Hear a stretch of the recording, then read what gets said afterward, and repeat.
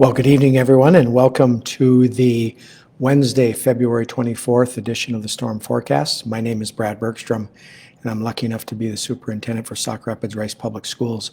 I want to thank all of you who signed in tonight to be a part of this Facebook Live video. A couple of things that I want to make sure that I go through for those who may be joining for the first time. First of all, the purpose behind these Facebook Live sessions is really for members of the community to ask questions about things that are going on within the district. Most of them this year have been COVID related, but feel free to ask questions. Use the comment section. Got a couple of amazing people here who are monitoring those comments and looking for those questions. They'll give them to me and I'll try my very best to answer them. And if I can't, I'll try to bring back that information the next time that we meet. Again, I may not be able to answer all the questions. I'll do the very best that I can. But again, please feel free to put those questions into the comment section. And finally, just a gentle reminder for everybody that really the purpose behind this is to ask questions and get information, disseminate it out to everybody. And if we can treat each other kindly out in the land of Facebook, we'd greatly appreciate that. So as I get started with tonight's meeting, a couple of things that I want to make sure that I bring up right away. And one of them is a question going back into January, and I forgot to answer it the last time that we met on Facebook Live. And the question really was around if we are in distance learning, which we are not right now, but if we were in distance learning and a student is in essential childcare and there's inclement weather, let's say that we're going to close down early because of the weather. The question is, will the students be bused home? And I did confirm that the answer to that would be yes. We would go ahead and do that. Now, there's some start time things that change a little bit, but at the end of the day, the question was, if they're there, we're in distance learning, student is there, they're essential childcare, will they get transported home? And the answer to that question is yes. The next item that I want to spend a little time talking about is where we're at with our learning model. We are now in week 4 of being all in person for those that have chosen to want to do that. We do have some families who are doing distance learning family choice, that's the option we call it. But we're in week 4 and things have been going very well. We are status quo with that. There is, at this point, there's been no major bumps in our data. Last week we had 2 staff members that were out with COVID-related absences, and to kind of give you an idea of what this may have looked like back in late October and into November, we had weeks where we would have 95 to 99 staff members out with COVID-related absences. And then on the student side of things, we had 58 last week. And again, back to that reference from late October, early November, we were up close to 600 that were happening. So really want to thank everybody in the community, our families, our staff, for really adhering to those expectations. We've said all along that we go as the community goes, and you've been doing a great job with that, keeping those numbers low, exactly where we like them. And by doing so, it allows us to maintain some semblance of consistency with our learning model. So just wanted to make sure that you knew that things are going as good as what can be expected, and we've got numbers in the community are low. We've had very few COVID-related absences, both for our staff and for our students, so we're very pleased with that. And again, we're in week number 4 of working our way through this. So at this time, I'm going to see if there's any questions that anybody might have out there. At this point, I don't see anything, so I got a couple other things that I'll bring up. Again, if you have questions, please feel free to enter them into the chat, and we'll go and we'll take a look at those. I'll try to answer them for you. Last time we met, which was earlier in February, we had a special guest that came and spent some time talking with everybody in the community that was on Facebook Live in regards to where we're at with vaccines. And I'd like to take this time to thank Dr. Jill Amsbury for coming. She's a doctor at Centricare and really did an amazing job of trying to answer questions that people might have around vaccines. While I know a few things. I'm a school superintendent. I'm not a doctor, and so really want to thank her for coming and trying to get answer people's questions. I did hear from some people in the community that they were very appreciative of her taking time to come and be here. So again, very pleased and very happy that she was able to come and give us an update in terms of where we're at that moment in time with the vaccine. So I want to make sure that I thank her. And then a couple of things not necessarily related to COVID, but still things going on within the district. We have 2 appreciation weeks going on this week. The week of February 22nd through the 26th is a school bus driver appreciation week. So we're very thankful for our bus drivers. They get our kids here and home safely each and every day. And we can't do what we do here in the buildings unless we have those people that are bringing our students to school and then home and taking them on their trips and field trips and all the other things that they do. So a shout out to all of our bus drivers and to our new partner on the transportation world for us, and that's Voight Transportation. Been really great to work with, and so just a special thank you to them. And it is also a School Board Appreciation Week. You'll kind of see behind me here over would be my right shoulder. There's a sign that says we cannot mask our appreciation, our gratitude for the work. So thank you to the board members in ISD 47.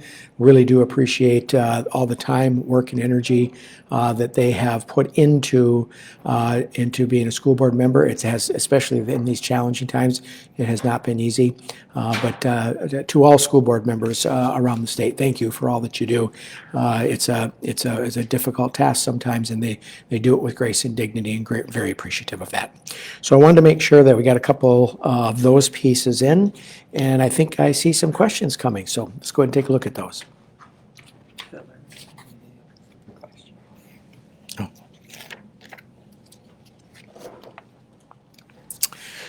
So the first question I have here is, if staff are vaccinated and exposed or symptomatic, are they quarantining?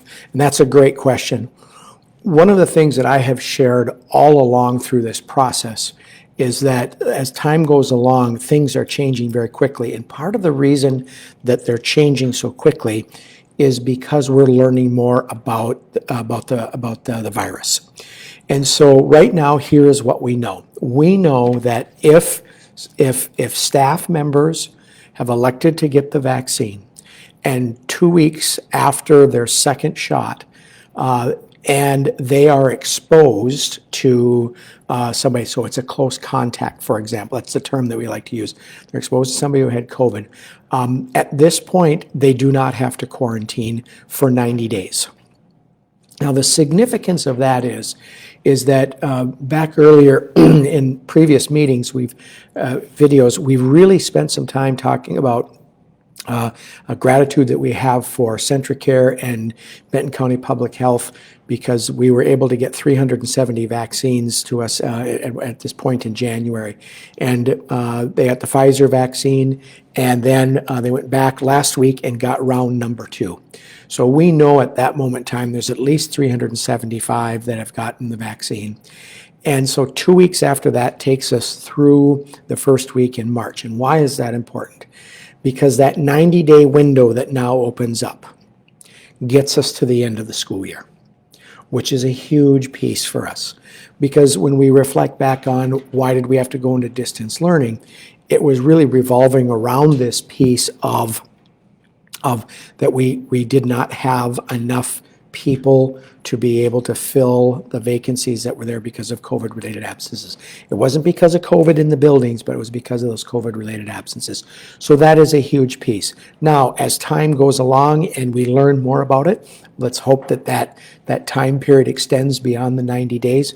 But for right now, that is where it is at. Now, if they get symptoms during that time period, then they will have to quarantine, which is why the Department of Health is encouraging even those who have gotten the vaccine in the school to do the testing piece. And I'll talk a little bit later in this in our time together about a recommendation that's coming forward from the Department of Health for families as well. So ultimately, at the end of the day, if somebody has had both shots of the vaccine, they're 14 days beyond that second shot, and they have a close contact or they're exposed to somebody who has tested positive, they do not have to quarantine for 90 days from that second shot forward. Okay, so it's 90 days, and unless they get symptoms. If they get symptoms, then yes, they're going to have to. Okay, it's a great question.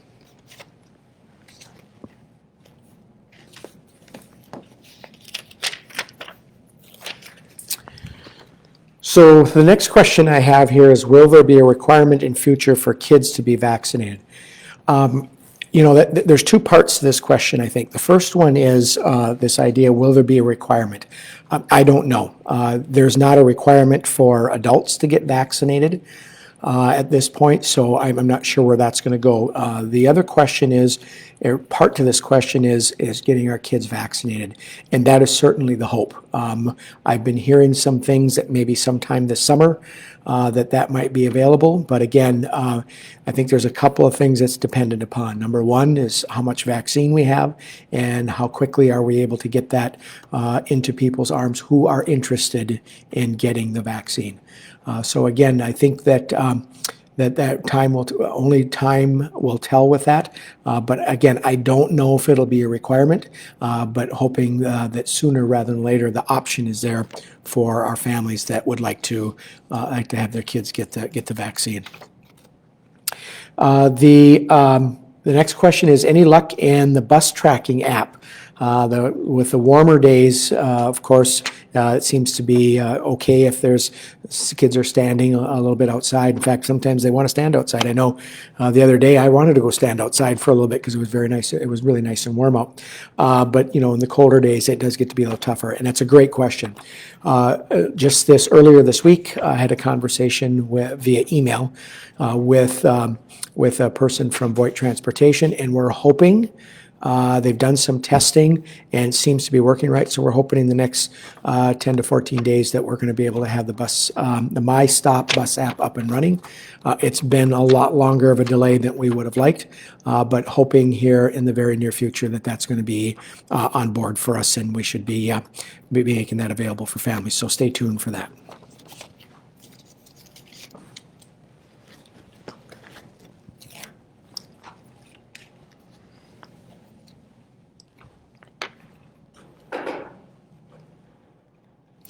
So the next question here is, if your child has tested negative and the school wants a copy, can you send it with the child when they return? And I think that would be acceptable. I'll check with our building level principals to verify that. In fact, I might even try sending a text message here to one of them to see if I can get a response for that. But I think that is certainly something that we can do. We send a note. Oftentimes parents will send a note with their child when they've been gone for an illness or whatever it might be. So we might be able to make that work. I know oftentimes that information comes electronically. And if it's something you want to forward electronically to the school, that can work as well. But again, I'll do a little checking with our administrators to make sure that we're okay with that.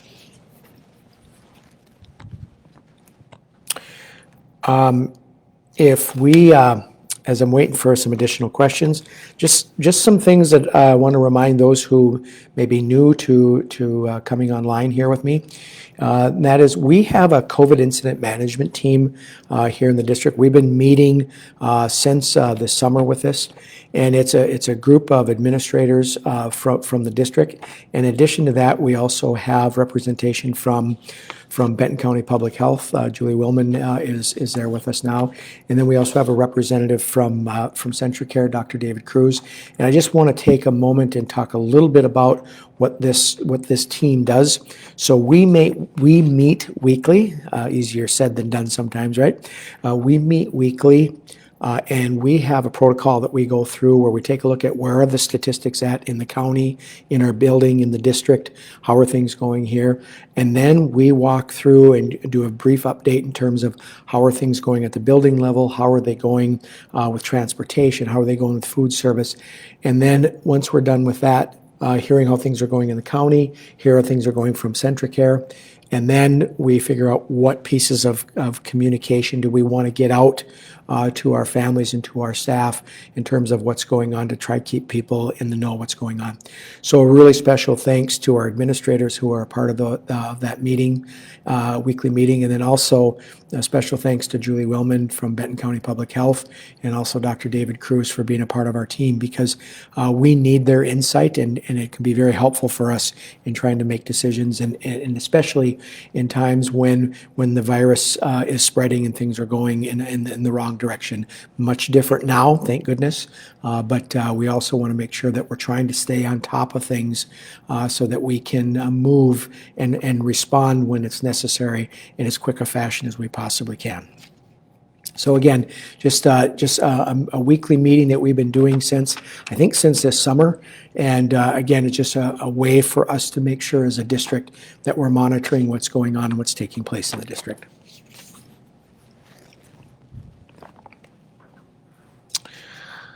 A couple other things that I want to make sure that I talk a little bit about here. One is that I talked a little earlier about our staff being testing for COVID, especially if maybe it was in my head I was talking about that, but really talking about this idea of, even for our staff, even after they get the vaccine, it's still important that they get tested. And we have a saliva testing program that the state sponsors here for staff who work in the district to check and make sure that people are still doing okay.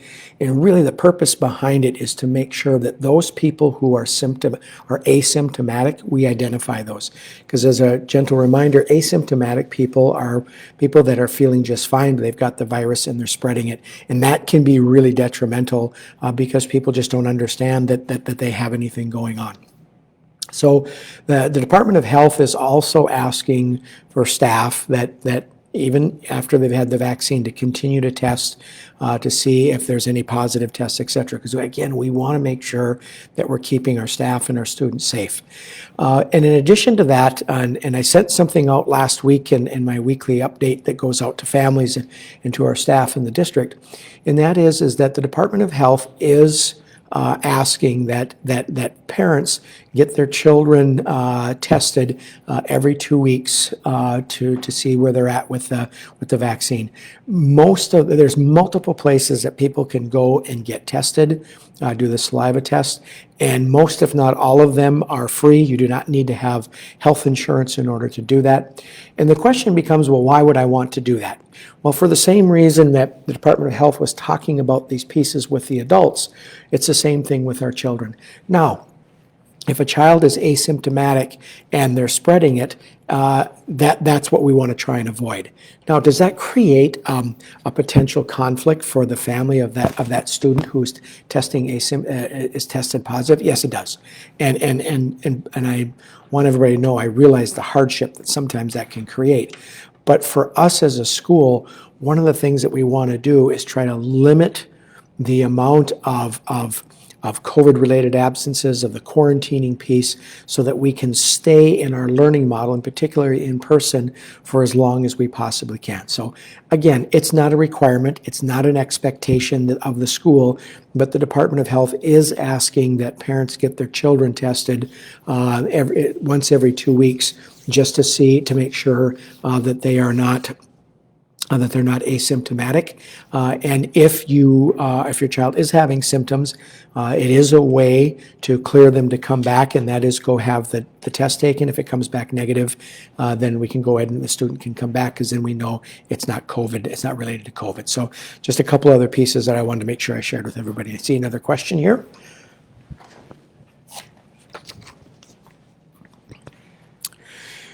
So the next question I have here is wondering about subs getting the vaccine and testing. How will that work? And there's continuing to be updates of information that are coming from the Department of Health with this.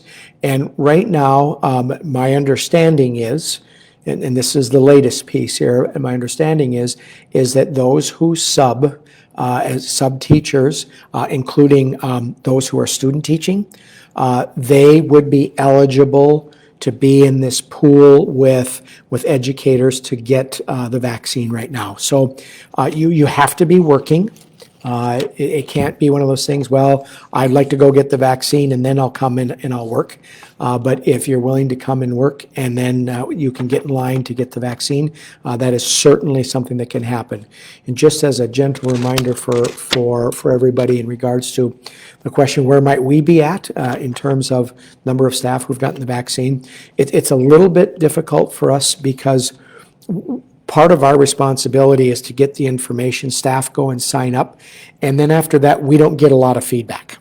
What we can know is approximately how many people have been offered that opportunity to move forward.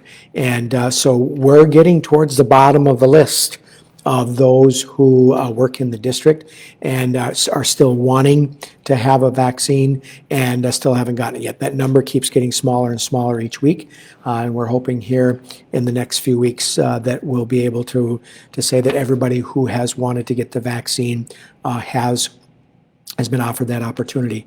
And just slight tangent with that piece, just a reminder that sometimes there are staff members who are unable would like to get the vaccine but are unable to get it and then get cleared from their doctor later on. So we also have to make sure that we're taking care of those people and giving them an opportunity to come in, because sometimes they want it, can't get it, need some clearance from a doctor, and once that happens, they're able to go ahead and do that. So again, back to the sub question, is that my understanding is that they can qualify to get the vaccine now, and they need to reach out to HR and have that conversation. We'll get you the information needed to get signed up for that.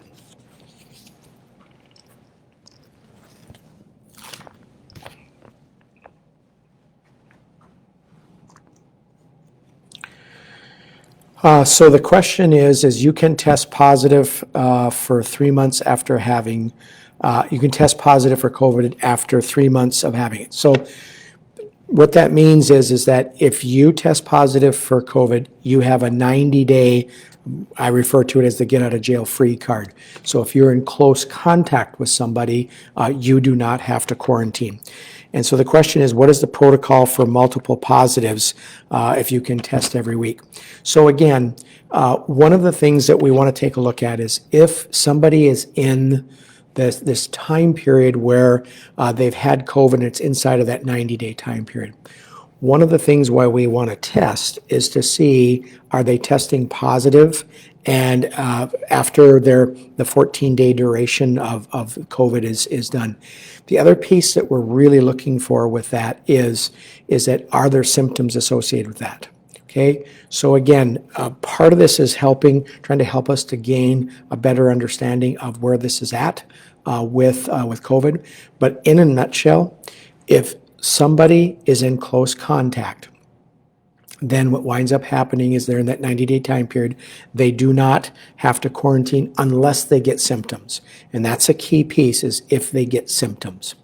Other than that, at this point, again, the purpose for the testing is really to help us gain a deeper understanding of what's going on with the virus, and are those who are inside of that 90-day window, are they still being able to pass the virus on to others? And here's a key piece with that, is that if it's not impacting me, because I'm in that 90-day window, but I can still give the virus to others, we need to know that, because then we're going to want to make sure that protocols get changed and we quarantine those. Because what we don't want to do is we don't want to spread the virus to others in the building.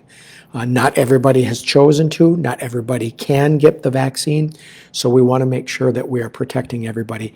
And we don't want to make the assumption that, oh, I had it, I made it through okay, and now I got 90 days, I don't have to worry about it. For you, yes, unless you get symptoms, then you need to go get checked and make sure that everything's okay. But it's also to make sure that we're protecting others. And again, as if you are not having an impact on it, but you're spreading the virus to others, that could be problematic for us in the long term. And I think that's the reason why the state and others are asking to make sure we keep testing even after you have tested positive or if you've had the vaccine.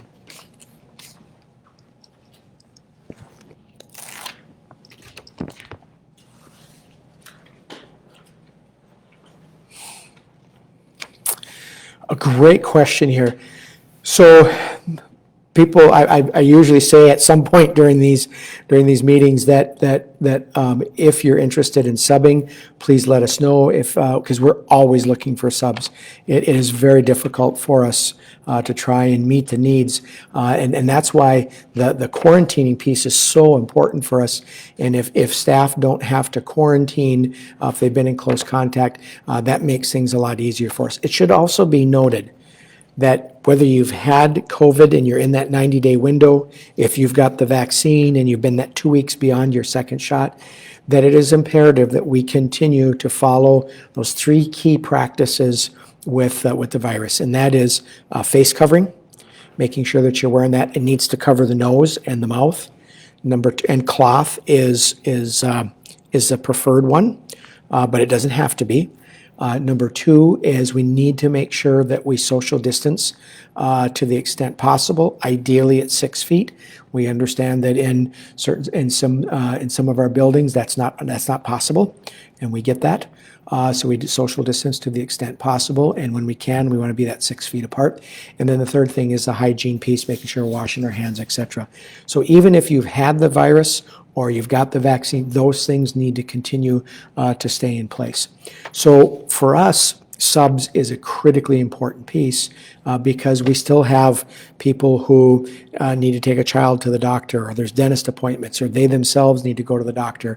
So we still need substitutes. So the question that gets asked here is, as a teacher, if you need a 4-year degree, what if you have a 2-year degree and later got a BSN and it equals 4 years? Does that work? And it very well may. And I really want to encourage you to reach out to Dr. Holly Shane here, our Director of Human Resources, and to verify that, because there is a process that we can help you go through, and you can become what's called a long-term substitute, but you need to have the equivalency of that 4-year degree, and that may count, but I'll defer to Holly to answer that question, so please feel free to reach out to her. And again, if we can make that work, we'd love to have you come and sub for us.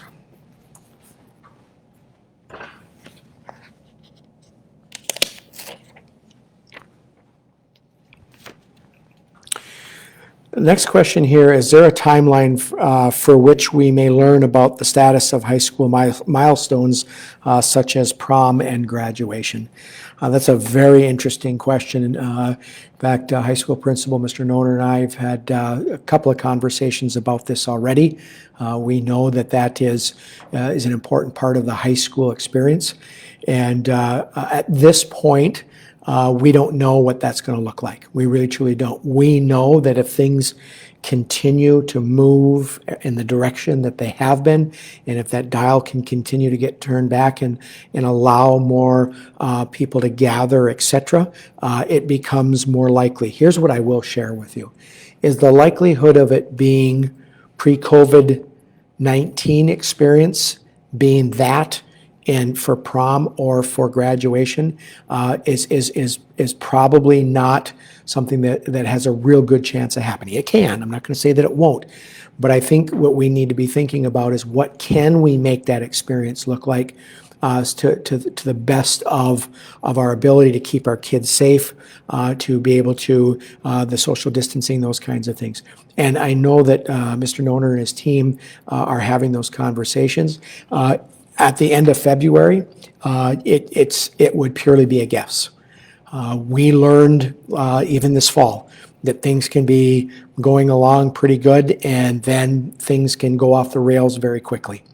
And so with the best of planning, it's still one of those things that we're going to have to wait to a closer time period in order to see what that's going to look like. But what I will share with you is there are conversations that are happening, and we're beginning to plan for different scenarios in terms of what this could look like. Could it possibly be graduation is much like what we saw last year taking place in the parking lot? It could be. Could it be that we might be able to be in a facility and it's just the graduates and maybe a couple of family members? It could possibly be.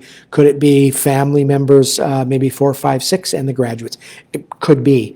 At this point, the key thing to remember is what will drive and guide that for us is what are the expectations that the Department of Health has for gatherings of people. And the looser those restrictions are, the greater opportunities that we might have for our students for those types of things. And I think about not just things like prom and graduation, but I also think about things like all of the various ceremonies that happen in the spring of the year where people are being recognized, whether it's academic awards, those kinds of things. What's that going to look like? We're hoping. We're cautiously optimistic and hoping amongst the highest thought process that we're going to be able to do some of these things. But again, part of that decision will be driven by what are the expectations within the state in terms of how many people can be in a gathering spot, et cetera. So we'll keep our eye on it, but you know that these conversations have been happening already.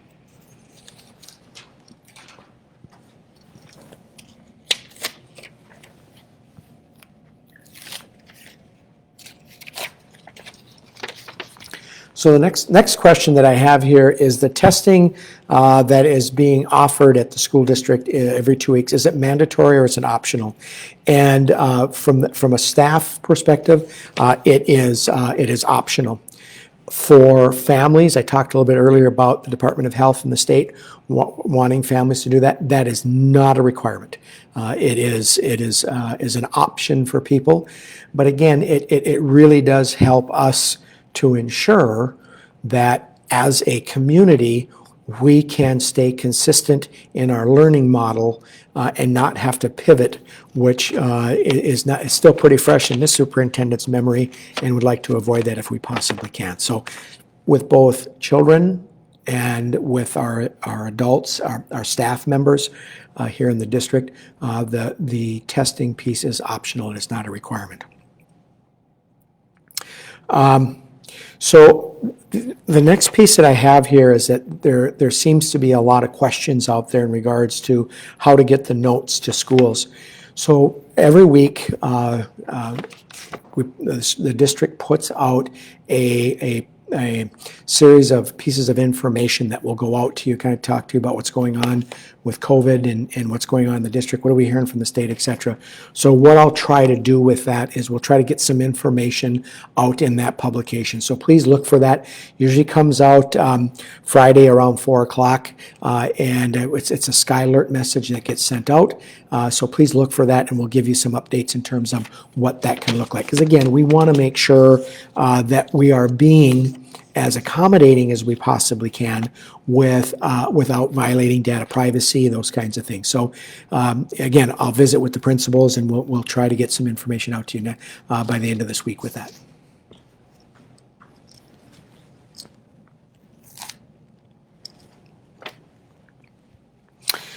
The next question here is, can graduation be live streamed if there are attendance limits? And my answer to that is I would hope so.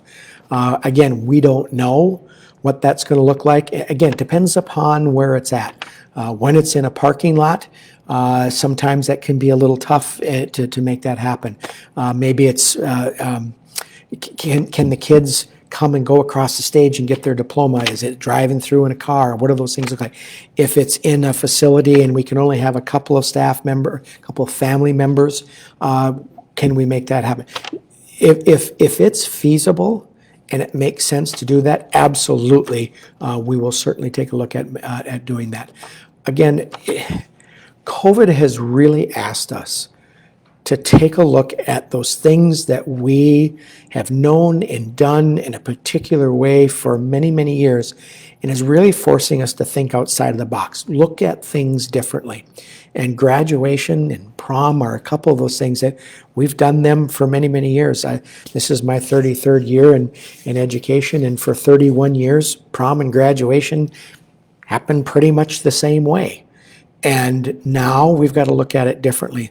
So when we start talking about can we do this, can we do that, I want to be really clear that the administrative team at the high school and the district, in particular with these two topics, will do whatever we can to give access to the greatest number of people. And if we can't do things, it's not because we don't want to. It's not because we're being obstinate. It's because it's not going to work. Engaging family members, engaging friends in these kinds of experiences are really important.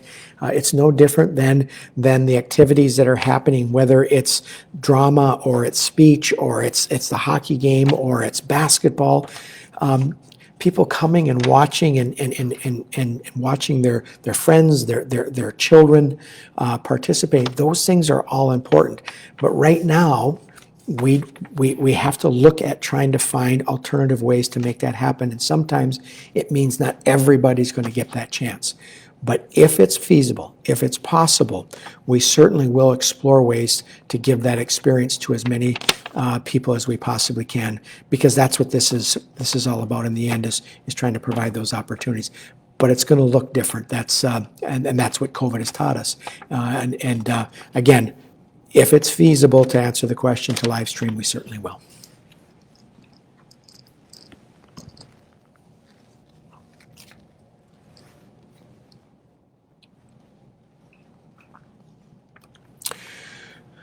So the question here is, what are the elementary class size limits? And those limits have not changed in terms of for class size from where we've been at since the beginning of the year. What we have tried to do, in particular at our younger levels, we've tried to move and shuffle some staff around, hired additional staff to try and keep those numbers as low as we possibly can in order to accommodate and make sure that social distancing requirements can be met to the best extent possible. As with all of our buildings, classroom sizes vary. Some are 800 square feet, some are 1,100 square feet, others are 900 square feet. So we've tried very hard to keep classes as small as we possibly can, but we also do not have an unlimited number of resources, and we have to be responsible stewards. So again, there's no cut and dry that this is exactly where it's at. Instead, it's how do we try to find some ways to keep social distancing to the extent possible, the best we can, and utilizing our resources that we have to try and make those work. So that's where that is at. And then the next question is, as people return to in-person learning from distance learning, family choice, will that change? And the answer to that question is more than likely not. We've got some really good class sizes and room sizes in some areas, and others wish the rooms were a little bit bigger. There's no doubt about that.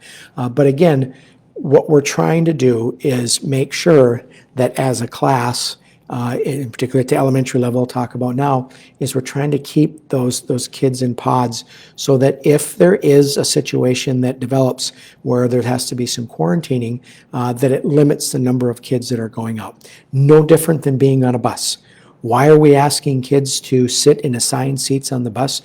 Not because we've got nothing else better to do, but rather that if there is a positive case, we don't have to send a whole bus home, rather just the students that might possibly be impacted by that. So at the end of the day, we do the best we can with what we have and how we work things. And that's why when we move back to an in-person model, we've been very clear that we will social distance to the extent possible. Doing some things during lunchtime, for example. Some buildings are eating in the classroom, others are using the cafeteria, but we've got things spread out. I was walking through Sauk Rapids Rice High School here the other day, and during lunchtime we've got kids spread out through the commons, down the hallway, going out towards the parking lot, and also going towards the east end, all in an attempt to try and keep that social distancing piece to the extent possible that we can, so that if there is a positive case, it limits the number of students that will go out. Which brings me right back around to why is that testing piece so important? You might be okay and you might not have to quarantine, but if you are a spreader of that virus, it's making an impact on others, and we want to make sure that everybody stays safe.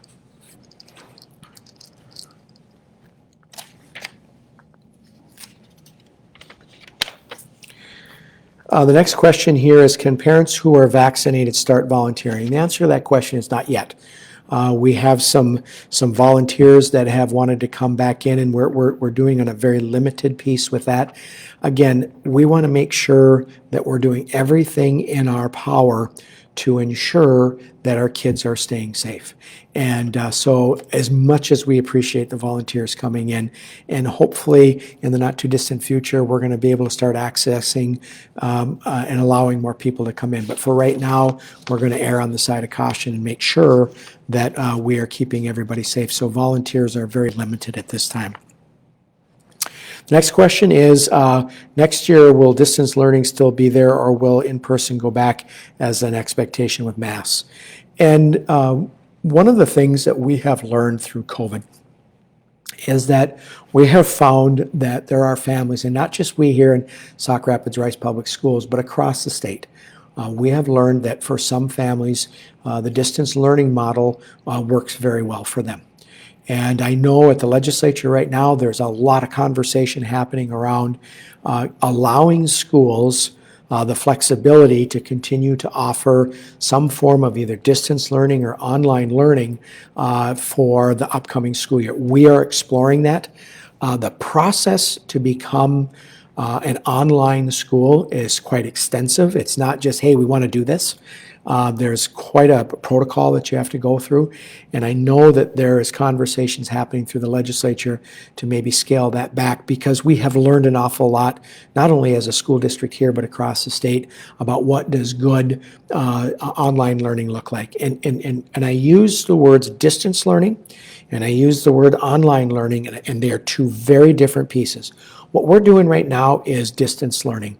And basically how that works is that there's still a time frame, much like a regular school day, in which students are meeting. I had an amazing opportunity to read to a classroom of distance learners, and so they were signing on at their normal start to the day, had an amazing time in reading the book. And so thank you, Mrs. Rudolph, for allowing me that opportunity to come in and read to your kids. It was awesome. But my point becomes is that in a distance learning model, it's following a lot of the same structures. It's just that they're at home.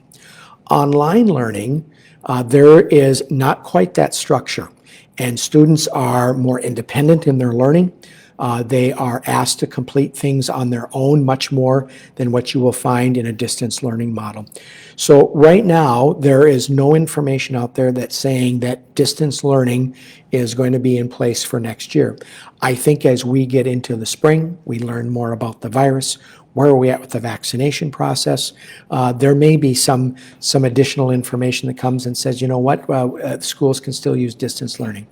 But we are right now looking at developing that online learning model. Right now, we're looking at it for the secondary level, grades 6 through 12.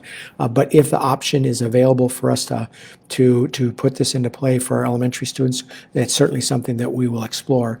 And the clock is ticking for us. It's already towards the end of February. And while some people might be thinking, well, we just got to get through this winter and then get into the spring. As a school district, we're already thinking about what does next fall look like. And so we want to make sure that we are putting some things into place to potentially offer that opportunity. And right now, the only option that is available for school districts is online learning. Again, not the same as distance learning. And we're going to continue to travel down that path to see if we can have that be available for us. But we'll continue to watch the legislature to see if there is some legislation that comes out that will allow the distance learning piece or online learning piece to happen in a much more easy way.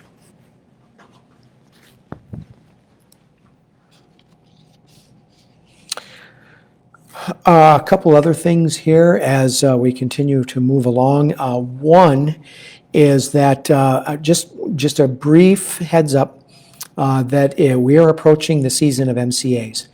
And last year, the federal government said that states could do a waiver where you did not have to do the MCA testing. And Minnesota got that waiver, so we didn't do that last spring. At this point, there's been no waiver, and the expectation is still there that MCAs are going to be offered. We're waiting for additional clarification, but in the coming weeks, be looking for that information to come out in regards to the MCAs. Are we going to be able to offer it online? Does it have to be in person? All those questions are yet to be answered and solidified. And so as we get those, please be aware that there will be information coming out. And I know that's been a hot topic of conversation amongst assessment coordinators across the state because we could be starting as early as a couple of weeks with our science testing, so at the high school level. So we want to make sure, I just want to make sure that everybody has a heads up and be watching for some information to come from the district in regards to MCA testing.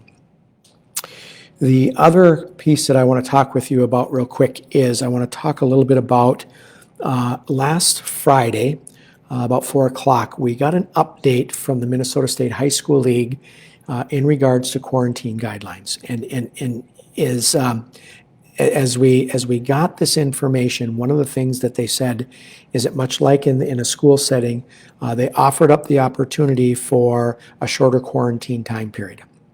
You could do a 7-day, and you would have to get tested sometime between days 5 and 7. If it comes back negative, you could come back on day 8.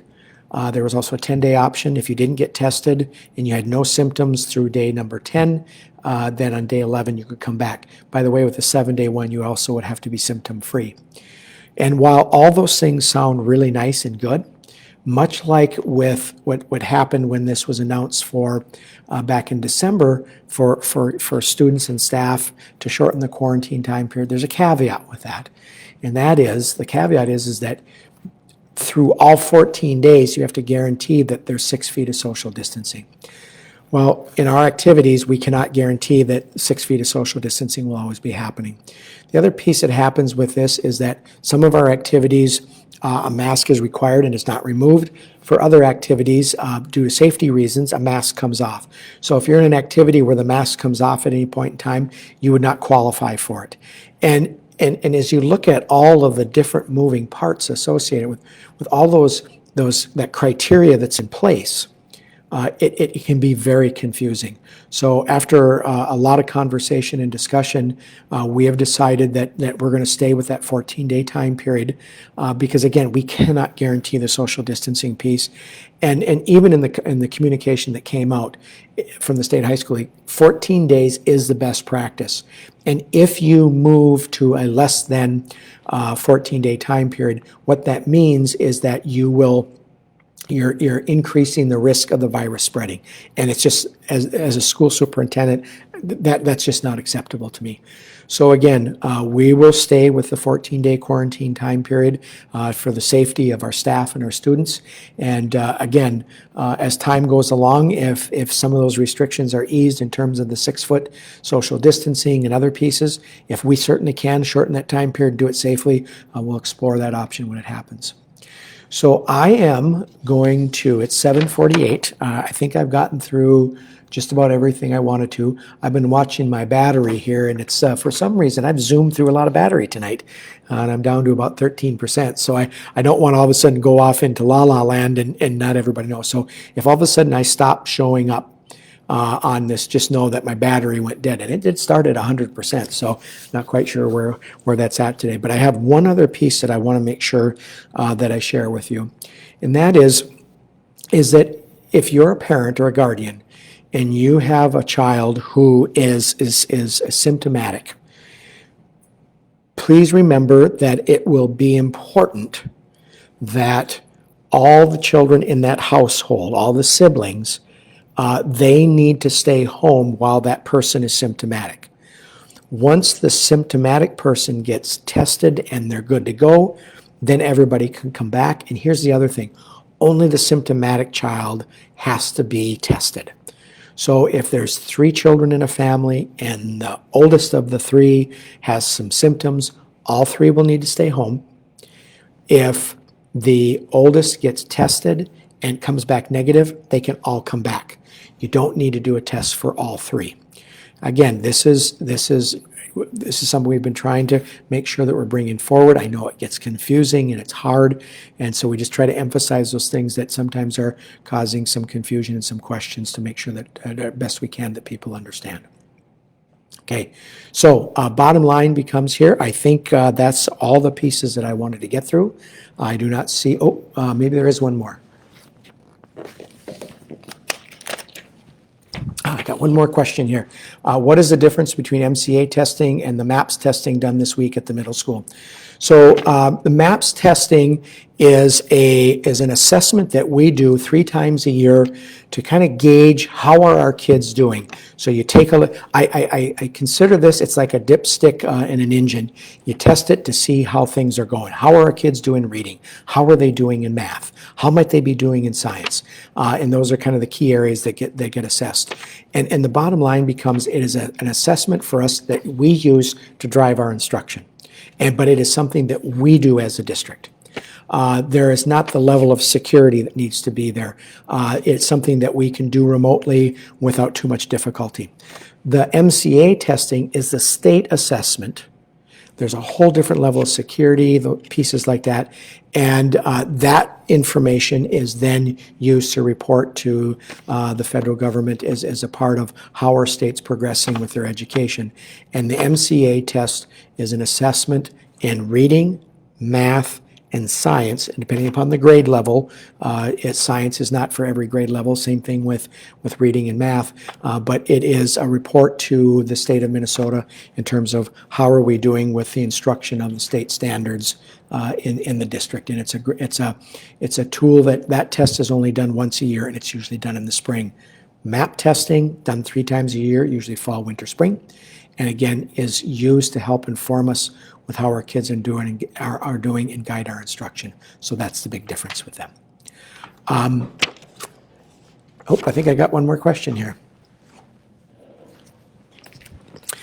The question is, what if a student is quarantined during MAP testing? Just check with your child's teacher to see what that's going to look like. Again, the MCA testing has a window of time that's much more specific in terms of when you can do things. For us in the MAPS testing, that window, we try to follow that. But again, the best thing you can do is check with your child's teacher, because there's, again, across all the buildings, there's a number of different scenarios that could play out, so just talk with your child's teacher on that. I think that is it for this Facebook Live session. Thank you for joining me. I hope I've been able to answer your questions, and I hope you have a great rest of your evening, and go Storm. Take care now.